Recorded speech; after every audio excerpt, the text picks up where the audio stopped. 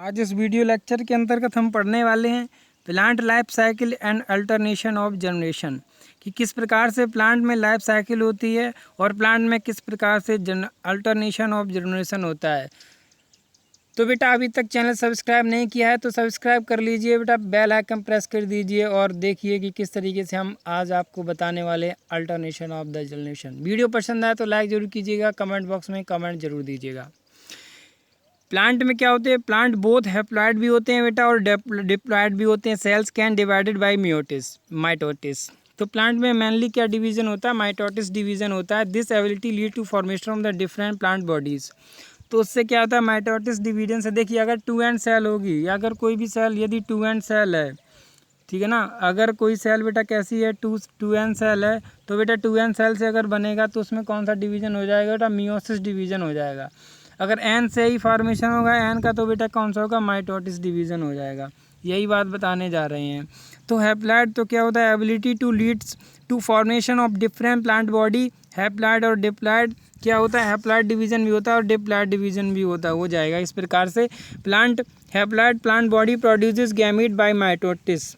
तो माइटोटिस के थ्रू जो हैप्लॉइड प्लांट बॉडी कोई भी होती है उससे गैमेट किसके प्रोसेस के थ्रू होगा, माइटोसिस के थ्रू। अगर कोई प्लांट बॉडी अगर 2n है तो उसमें मियोसिस के थ्रू गैमेट का फॉर्मेशन होगा। ठीक है, यही बात बताना चाह रहे थे कि हैप्लॉइड बॉडी अगर तो है तो उससे गैमेट का फॉर्मेशन माइटोटिस के थ्रू होगा। This plant body represent gametophyte. तो ये क्या रिप्रेजेंट करेगा कि वो प्लांट बॉडी कैसी है, गैमेटोफाइट है। यानी कि एन से ही एन का फॉर्मेशन हो जाएगा। तो कैसे होगा बेटा, एन से ही एन का फॉर्मेशन होता है माइटोटिस के थ्रू। यही बताने जा रहे, उम्मीद करते हैं आप समझ गए होंगे। Following fertilization the zygote also divided by mitosis to produce a diploid sporophyte plant body. तो fertilization of the zygote, zygote में क्या होगा बेटा, फर्टिलाइजेशन जाइगोट में क्या होगा, वो माइटोटिस के थ्रू और डिवाइड करेगा तो फिर क्या हो जाएगा, डिप्लॉइड स्पोरोफाइट प्लांट बॉडी बनाएगा। पिछले वीडियो लेक्चर में बेटा हमने बता दिया कि अगर जाइगोट में अगर तुरंत डिवीजन नहीं होता है तो बार बार अगर होता है उसमें माइटोटिस डिवीजन, तो वो क्या बनाएगा बेटा, तो ये कंडीशन बनाएगा स्पोरोफाइटिक डिवीजन। तो हैप्लॉइड स्पोर्स आर प्रोड्यूस, तो haploid spore are produced by the plant body by the meiosis.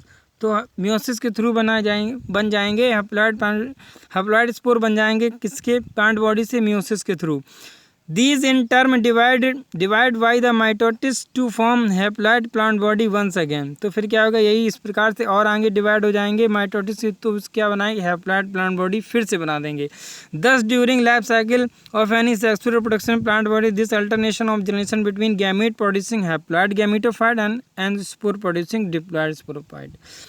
तो ये क्या कंडीशन होगी बेटा कि यहाँ से अगर हम देख रहे हैं एक बार से, तो ड्यूरिंग लाइफ साइकिल में क्या होता है, sexual reproduction plant body alternation of generation पाया जाएगा। गैमीट प्रोड्यूस होंगे हैप्लॉइड, फिर उससे क्या बनेंगे, गैमेटोफाइट, और फिर गैमेटोफाइट से क्या स्पोर का फॉर्मेशन हो जाएगा और वो क्या बनाएंगे, स्पोरोफाइट बनाएंगे।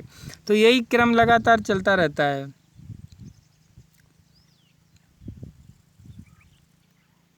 फिर हम दोबारा भी देखो फिगर में भी बता देंगे बेटा, समझ में आ जाएगा।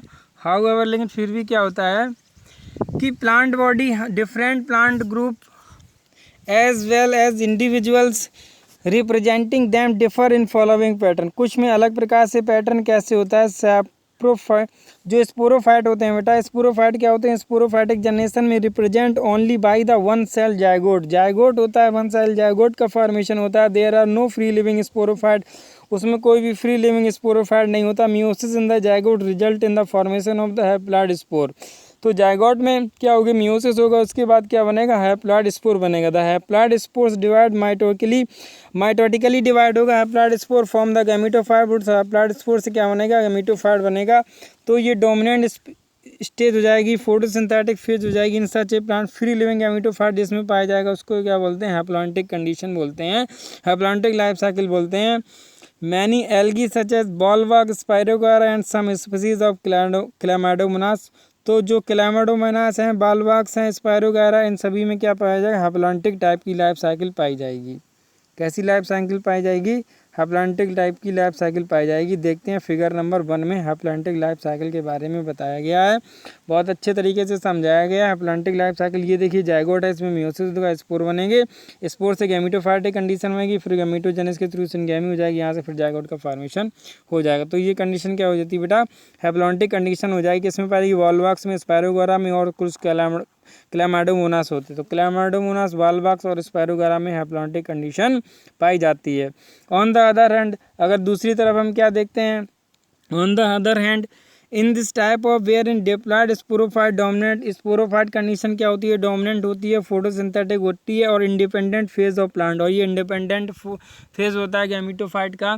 तो इससे क्या होता है, gametophyte phase is represented by the single to few celled haploid gametophyte होते हैं। This kinds of life cycle is term है डिप्लॉन्टिक, इसको बोलते हैं डिप्लॉन्टिक लाइफ साइकिल।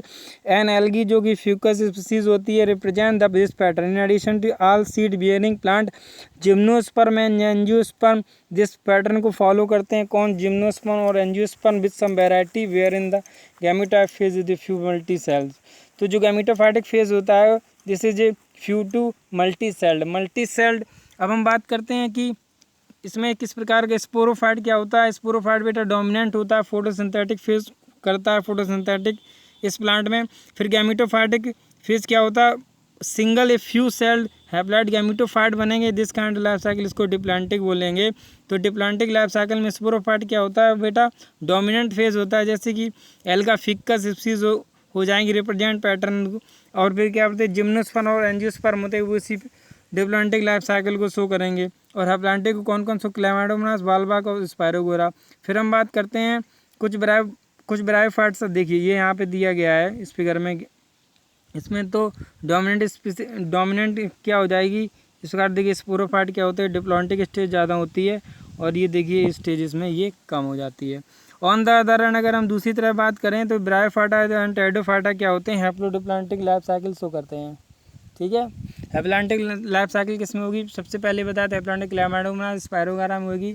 इसके बाद जो ब्रायोफाइटा और टेरिडोफाइटा होते हैं उसमें हैप्लोडिप्लॉन्टिक होती है।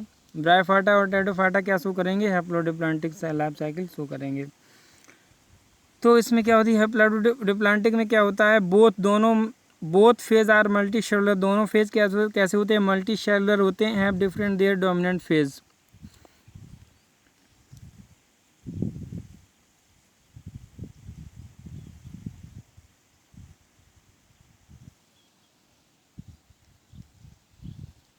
A dominant independent photosynthetic thyroid or erect phase is represented by haploid gametophyte and it alternate with short-lived multicellular sporophyte, totally a partially dependent on the gametophyte for its anchorage nutrition. A all bryophyte represent this pattern, जितने भी bryophytes होते हैं इसी pattern को represent करेंगे। अब बात करते हैं डिप्लॉयड स्पोरोफाइट की, तो ये रिप्रेजेंट करेंगे dominant independent photosynthetic vascular plant होते हैं। Alternation with multicellular sporophyte and autotrophic independent but short lived haploid stage पाई जाएगी। Such pattern is known as haplodiplontic life cycle. तो टेरिडोफाइटा में जिस इस पैटर्न को होगा।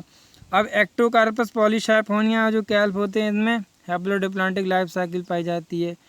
फिक्कस is an diplontic, algae is diplontic. तो ये एग्जाम्पल बहुत इंपॉर्टेंट है, एग्जाम्पल आप याद कर लेंगे।